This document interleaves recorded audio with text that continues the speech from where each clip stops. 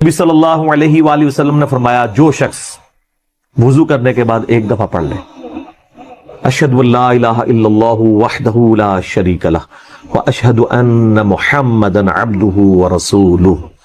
تو جنت کے 8 دروازے اس کے لیے کھول دیے جاتے ہیں، جس دروازے سے چاہے وہ داخل ہو جائے۔ میں گواہی دیتا ہوں کہ اللہ کے سوا کوئی معبود نہیں اور محمد صلی اللہ علیہ وآلہ وسلم اس کے بندے اور اس کے رسول ہیں۔ نبی صلی اللہ علیہ وآلہ وسلم نے فرمایا جو شخص وضو کرنے کے بعد ایک دفعہ پڑھ لے اشہد ان لا الہ الا اللہ وحدہ لا شریک لہ واشہد ان محمدا عبدہ ورسولہ، تو جنت کے 8 دروازے اس کے لیے کھول دیے جاتے ہیں، جس دروازے سے چاہے وہ داخل ہو جائے۔ میں گواہی دیتا ہوں کہ اللہ کے سوا کوئی معبود نہیں اور محمد صلی اللہ علیہ وآلہ وسلم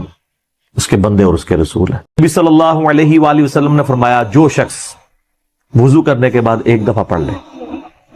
اشہد ان لا الہ الا اللہ وحدہ لا شریک لہ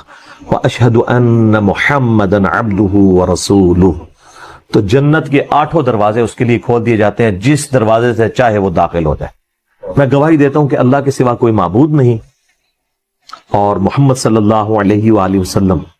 اس کے بندے اور اس کے رسول ہیں۔ نبی صلی اللہ علیہ وآلہ وسلم نے فرمایا جو شخص وضو کرنے کے بعد ایک دفعہ پڑھ لے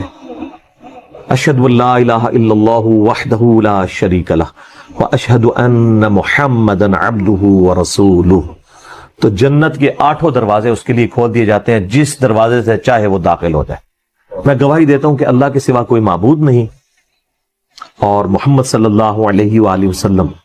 اس کے بندے اور اس کے رسول ہیں۔